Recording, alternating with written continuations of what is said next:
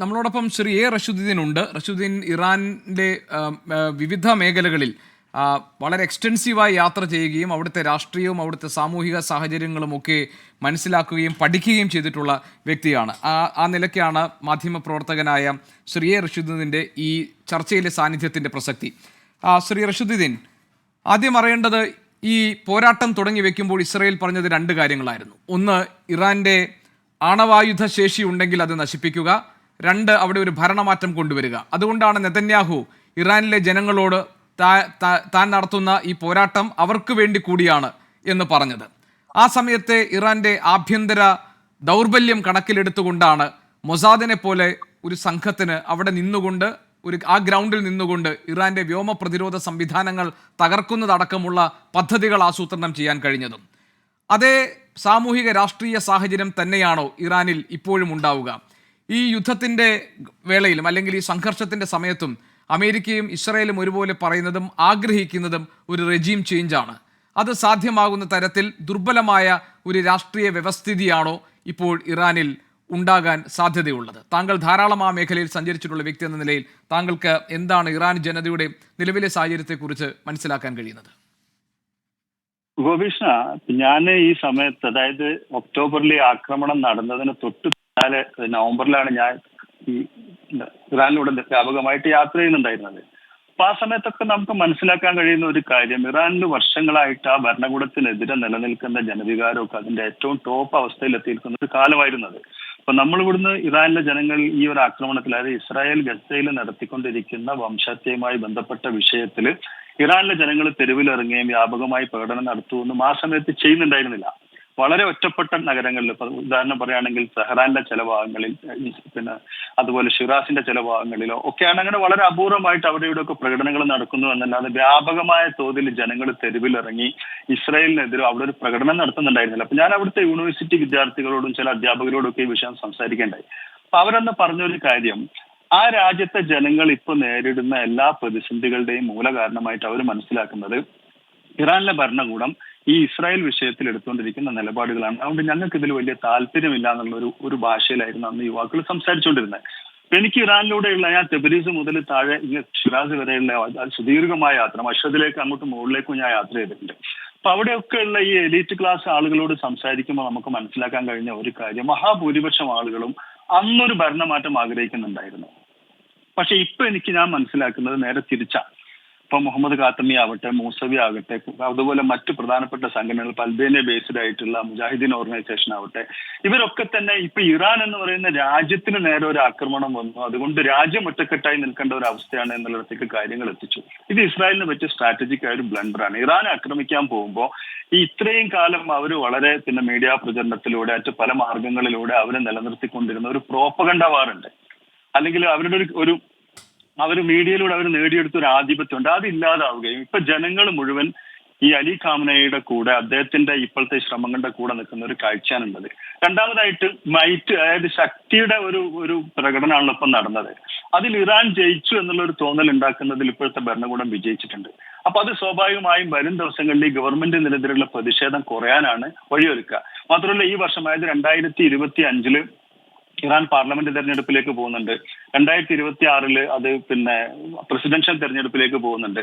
ഇത് വളരെ കാലങ്ങളായി ഗവൺമെന്റിനെതിരെ ഉയർത്തിക്കൊണ്ടുവന്നിരുന്ന പ്രശ്നങ്ങളൊക്കെ മറികടക്കാനുള്ള ഒരു മറുവശം, അല്ലെങ്കിൽ പ്രചാരണപരമായ ഒരു അപ്പർ ഹാൻഡ് ഇപ്പൊ ഇറാൻ ഗവൺമെന്റിനും കിട്ടിയിട്ടുണ്ട്. അപ്പൊ സ്വാഭാവികമായിട്ടും വരും ദിവസങ്ങളിൽ അതിന്റെ ഒരു പ്രതിഫലനം ഉണ്ടാവുമെന്നാണ് എനിക്ക് തോന്നുന്നത്. മാത്രമല്ല, ഈ മേഖലയിൽ തന്നെ ഇപ്പൊ അറബ് രാജ്യങ്ങൾക്കിടയിൽ, അല്ലെങ്കിൽ ഈ ഗൾഫ് GCC രാജ്യങ്ങൾക്കിടയിലൊക്കെ അമേരിക്കയെ മുൻനിർത്തിക്കൊണ്ട് അവർ മുന്നോട്ട് വെച്ചിരുന്ന പല പദ്ധതികളിലും കാര്യമായ മാറ്റങ്ങൾ ഉണ്ടാവുമെന്നാണ് എനിക്ക് തോന്നുന്നത്. ചൈനയും റഷ്യയും ഒക്കെ മേഖലയിൽ കഴിഞ്ഞ കുറെ കാലങ്ങളായിട്ട് ഇടപെട്ടുകൊണ്ടിരിക്കുന്നതിനൊന്നും വലിയ ഫലം ഉണ്ടാവുന്നുണ്ടായിരുന്നില്ല. ഒരുപക്ഷെ ഇപ്പൊ യമനിൽ നടന്ന ഹൂത്തികളുമായിട്ടുള്ള വെടിനിർത്തലിന്റെ കാര്യത്തിലൊക്കെ ചൈന ഇടപെട്ടതൊക്കെ വലിയ ഗുണം ചെയ്തിട്ടുണ്ടാവുമെങ്കിൽ പോലും ചൈനയോടോ റഷ്യയോടോ ഒപ്പം പൂർണ്ണമായി നിൽക്കാത്ത ഒരു അവസ്ഥ ഇവിടെ ഈ മേഖലയിലൊക്കെ ഉണ്ടായിരുന്നു. ഇനി അങ്ങോട്ട് ഇപ്പൊ അമേരിക്കയുടെ ഒരു ബേസിന് നേരെ ആദ്യമായിട്ടാണ് രണ്ടാം ലോക മഹായുദ്ധത്തിന് ശേഷം ഒരു ആക്രമണം ഉണ്ടാകുന്നത്. അതുപോലെ ഇസ്രായേൽ എന്ന് പറയുന്ന മേഖലയിൽ ഒരു വൻ ശക്തിയുടെ അവരുടെ തലസ്ഥാന നഗരി ഇത് ഇപ്പൊ എത്തിപ്പെട്ടിരിക്കുന്ന ഒരു അവസ്ഥയിലേക്ക് ചരിത്രത്തിൽ ഒരിക്കലും അവർക്ക് സങ്കല്പിക്കാൻ പോലും കഴിയുന്ന ഒരു കാലം ഉണ്ടായിരുന്നില്ല, അല്ലെങ്കിൽ അങ്ങനെ സംഭവിക്കുന്ന ഒരു സ്വപ്നത്തിൽ പോലും വിചാരിച്ചിട്ടില്ല. അപ്പൊ അങ്ങനെയൊക്കെ ആകുമ്പോൾ വൻശക്തികളുടെ ഭാഗത്ത് അവരുടെ എടുത്തുചാട്ടോ അല്ലെങ്കിൽ അവരുടെ നീക്കങ്ങൾ വന്ന പാളിച്ചകളോ ഒക്കെ അതും ഇവിടുത്തെ നയതന്ത്ര സമവാക്യങ്ങളെയൊക്കെ ഭാവിയിൽ ബാധിക്കാൻ പോകുന്നുണ്ട്. അപ്പൊ എനിക്ക് തോന്നുന്നു ഇറാൻ ഇപ്പോൾ ഈ നേരത്തെ രാജമണി സാർ സൂചിപ്പിച്ചതുപോലെ ഈ നയതന്ത്ര സാങ്ഷനുകൾ അല്ലെങ്കിൽ ഉപരോധങ്ങളൊന്നും പെട്ടെന്ന് എടുത്തു കളയാനൊന്നും സാധ്യതയില്ലെങ്കിലും ഇപ്പൊ ചൈനയുമായിട്ടും റഷ്യയും ഒക്കെ ആയിട്ട് 25 വർഷം ഒപ്പിട്ട നീണ്ട കരാറുകൾ ഇറാന്റെ നിലനിൽക്കുന്നുണ്ട്. അപ്പൊ ആ കരാറുകളൊക്കെ നടപ്പിലാക്കാനും കുറെ കൂടെ അവർക്ക് അവരുടെ ചരക്ക് നീക്കത്തിനും ഒക്കെ ഉള്ള ഒരു സ്വാതന്ത്ര്യമൊക്കെ ലഭിക്കാൻ സാധ്യതയുണ്ട്. മറുഭാഗത്ത് ഇസ്രായേൽ ഇതുവരെ നേടിക്കൊണ്ടുവന്ന കുറെ ഈ മേഖലയിൽ ഉണ്ടാക്കിയെടുത്ത കുറെ അവർക്ക് ഫേവറായ ചില സാഹചര്യങ്ങളുണ്ട്. അപ്പൊ അബ്രഹാമിക് കരാർ അതൊരു പക്ഷേ ഇനി ഏതെങ്കിലും ഒരു അറബ് രാജ്യം ഇവിടെ നിന്ന് ഒപ്പിടാൻ സാധ്യത ഉണ്ടെന്ന് എനിക്ക് തോന്നുന്നില്ല. അപ്പൊ അങ്ങനെയൊക്കെ ആയിട്ട് ഇസ്രായേൽ ഒരു 10-15 വർഷം പിറകിലേക്ക് പോകുന്ന ഒരു സാഹചര്യം ഉണ്ടായിട്ടുണ്ട്. അപ്പൊ ആകെ കൂടെ നോക്കുമ്പോൾ ഇറാനെ സംബന്ധിച്ചിടത്തോളം ഈ യുദ്ധത്തിൽ അമേരിക്ക അവർ ജയിച്ചു എന്ന് അവകാശപ്പെട്ടാലും അല്ലെങ്കിൽ ഇസ്രായേൽ അവർ ജയിച്ചു എന്ന് അവകാശപ്പെട്ടാലും ആത്യന്തികമായിട്ട് ഈ യുദ്ധത്തിൽ ഇറാനും അവിടുത്തെ ജനതയുമാണ് ജയിക്കുന്നതെന്നാണ് നമുക്ക്. അവിടെ ഒരു ചെറിയ പ്രശ്നം. ഇപ്പോൾ ഇസ്രായേലിന് ചില സ്ട്രാറ്റജിക് ആയിട്ടുള്ള പിഴവുകൾ സംഭവിച്ചു എന്ന് താങ്കൾ പറഞ്ഞു. അതിന് കാരണം ഇറാനകത്തുള്ള ഈ ആഭ്യന്തര രാഷ്ട്രീയ ദുർബലത അല്ലെ അവിടുത്തെ പ്രശ്നങ്ങളെ പ്രതിസന്ധികളെ ഈ ഭരണ മാറ്റത്തിന് വേണ്ടിയുള്ള ഇന്ധനമാക്കി മാറ്റി തീർക്കാം എന്ന് ഇസ്രായേൽ കരുതിയത് ഒരു മിസ്കാൽക്കുലേഷൻ ആയിരുന്നു എന്നതാണല്ലോ താങ്കൾ ഇവിടെ അവതരിപ്പിച്ച വാദത്തിന്റെ ഒരു കാതൽ. അങ്ങനെയാണെങ്കിൽ ഈ യുദ്ധത്തിൽ കൊല്ലപ്പെട്ടവർ അത് ഇറാനിലെ സൈനിക മേധാവികളാണ്, പിന്നീട് ആണവ ശാസ്ത്രജ്ഞരാണ് കൂടുതലായി. അവിടുത്തെ സാധാരണക്കാരും കൊല്ലപ്പെട്ടിട്ടുണ്ട്. അവർ മറന്നുകൊണ്ടല്ല ഞാൻ പറഞ്ഞത്. ഒരു സ്ട്രാറ്റജിക് വാർ എന്ന നിലയിൽ ഇസ്രായേൽ ഉന്നം വെച്ചതും മൊസാദിന്റെ സഹായത്തോടുകൂടി അത് നടപ്പാക്കിയതും ഇവരെ കൊല്ലുക എന്നുള്ളതാണ്. അതായത് ഇറാൻ ഭരണകൂടത്തിന്റെ ശക്തി ക്ഷയിപ്പിക്കുക എന്നതായിരുന്നില്ലേ യഥാർത്ഥത്തിൽ ഇസ്രായേലിന്റെ ലക്ഷ്യം? മറ്റൊന്ന്, നേരത്തെ നെതന്യാഹു പറഞ്ഞതുപോലെ അവരുടെ അണ്വായുധ ശേഷി ഉണ്ടെങ്കിൽ അത് ഇല്ലാതാക്കുക. അത് രണ്ടും ലക്ഷ്യം വെച്ചിട്ടുള്ള ഓപ്പറേഷൻ അല്ലേ ഇസ്രായേൽ നടത്തിയത്? അത് ആ അർത്ഥത്തിൽ ഫലം കണ്ടു എന്ന് നമുക്ക് പറയാൻ കഴിയില്ലേ? രണ്ടാമത്തെ കാര്യം, ഡൊണാൾഡ് ട്രംപ് പറഞ്ഞത് അയത്തുല്ല അലി ഖംനി എവിടെയാണുള്ളതെന്ന് ഞങ്ങൾക്കറിയാം, എവിടെ ഒളിച്ചിരിക്കുന്നു എന്ന് ഞങ്ങൾക്കറിയാം, പക്ഷേ ഇപ്പോൾ ഞങ്ങൾ ഖംനിയെ വധിക്കുന്നില്ല എന്നതാണ്.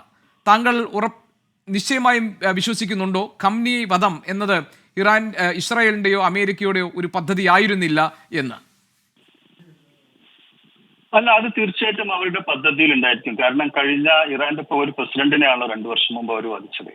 അപ്പൊ അങ്ങനെ ഒരുപാട് ആണവ ശാസ്ത്രജ്ഞന്മാരെ അതുപോലെ രാഷ്ട്രീയ മേഖലയിൽ ഒക്കെ ഒരുപാട് ഒട്ടനേകം കൊലപാതകങ്ങൾ അന്താരാഷ്ട്ര മര്യാദകൾ ലംഘിച്ചുകൊണ്ട് അല്ലെങ്കിൽ ഒരു രാജ്യം പരമാധികാരമുള്ള മറ്റൊരു രാജ്യത്ത് ചെയ്യാൻ പാടില്ലാത്ത രീതിയിലൊക്കെ നടന്നതിന് ശേഷവും ഇറാൻ എന്തെങ്കിലും ഒരു അർത്ഥത്തിൽ പിറകോട്ട് പോയതായിട്ട് നമ്മൾ കാണുന്നില്ല. ഇപ്പൊ കാമനൈ തന്നെയും പറഞ്ഞു, ഞാൻ 86 വയസ്സായ ഒരു വൃദ്ധനാണ്, എന്റെ ശരീരമോ അല്ലെങ്കിൽ എന്റെ ജീവനോ ഒന്നും വലിയ പ്രസക്തിയുള്ള കാര്യമൊന്നുമല്ല. ഇറാൻ എന്ന് പറയുന്ന രാജ്യമാണ് അല്ലെങ്കിൽ ഇസ്ലാം എന്ന് പറയുന്നത് മുന്നോട്ട് വെക്കുന്ന ഒരു ഐഡിയോളജിയാണ് അവർക്ക് പ്രധാനപ്പെട്ടത്. ഞാൻ പോയി കഴിഞ്ഞാൽ വേറൊരാൾ വരും. അപ്പൊ ആണവ ശാസ്ത്രജ്ഞന്മാരുടെ കാര്യത്തിൽ പോലും ഇപ്പൊ എത്ര ആണവ ശാസ്ത്രജ്ഞന്മാരെ കൊന്നു എന്നതിന് ശേഷവും അവരുടെ ആണവ പദ്ധതിയെ നിർത്തിവെപ്പിക്കാൻ അവർക്ക് കഴിഞ്ഞിട്ടില്ലല്ലോ, ഇസ്രായേലിന് കഴിഞ്ഞിട്ടില്ലല്ലോ. കാരണം പദ്ധതികൾ എന്ന് പറയുന്നത് വ്യക്തികളെക്കാൾ ഉപരി ഞാൻ മനസ്സിലാക്കുന്നത് അവിടെ എല്ലാം റിട്ടേൺ ആയിട്ടും അല്ലെങ്കിൽ അതിന്റെ അവർ ആ രാജ്യം നേടിക്കൊണ്ടിരിക്കുന്ന അതിലുള്ള പുരോഗതികൾ കൃത്യമായി റെക്കോർഡ് ചെയ്തും സൂക്ഷിക്കാനുള്ള ഒരു സംവിധാനം ഇറാനിൽ ഇപ്പോഴും ഉണ്ട്. അപ്പൊ കഴിഞ്ഞ ദിവസം അമേരിക്കയുടെ ആക്രമണം നടന്ന സ്ഥലങ്ങൾ പോലും നമ്മൾ പരിശോധിക്കുകയാണെങ്കിൽ അവിടുന്നൊക്കെ അത്ര ഭയാനകമായ തോതിലുള്ള ഒരു മിസൈൽ ആക്രമണം നടക്കുകയാണെങ്കിൽ ഉണ്ടാവേണ്ടിയിരുന്ന ഒരു അണുവീകരണമോ അല്ലെങ്കിൽ ആണവ നാശനഷ്ടമോ ഒന്നും ഉണ്ടായതായിട്ട് റിപ്പോർട്ടുകൾ വരുന്നില്ല. അപ്പൊ അതിനർത്ഥം ഇതിനൊക്കെ ഈ പറയപ്പെട്ട കേന്ദ്രങ്ങൾ യഥാർത്ഥ കേന്ദ്രങ്ങളാണോ അതോ ഡെമ്മി കേന്ദ്രങ്ങളാണോ എന്നൊക്കെ ഇപ്പൊ സംശയം വരുന്നുണ്ട്. ഇപ്പൊ നദാൻസിലെ കേന്ദ്രമൊക്കെ ഒരു ഡെമ്മി കേന്ദ്രമാണ് എന്ന് പോലും പറയപ്പെടുന്നുണ്ട്. അപ്പൊ അങ്ങനെയാണെങ്കിൽ ഈ പറഞ്ഞ ഇറാന്റെ ആണവ പദ്ധതി മുന്നോട്ട് വേറൊരു ഭാഗത്ത് സമാന്തരമായിട്ടോ രഹസ്യമായിട്ടോ എപ്പോഴും മുന്നോട്ട് പോകുന്നുണ്ടാവാം.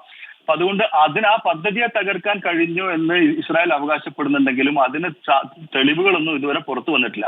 ഈ രണ്ടാമത്തെ ഒരു കാര്യം, സപ്പോസ് ഒരു 2-3 വർഷങ്ങൾക്കുള്ളിൽ, ചില റിപ്പോർട്ടുകൾ പറയുന്നത് 2-3 ആഴ്ചകൾക്കുള്ളിൽ നിന്നാണ്, ഈ 90% എൻറിച്ച്മെന്റിലേക്ക് ഇറാൻ എത്തുകയാണെങ്കിൽ, അവരത് പരീക്ഷണത്തിലൂടെ പ്രകടിപ്പിക്കുകയാണെങ്കിൽ ഇപ്പോഴുള്ള എല്ലാ ചിത്രവും മാറും.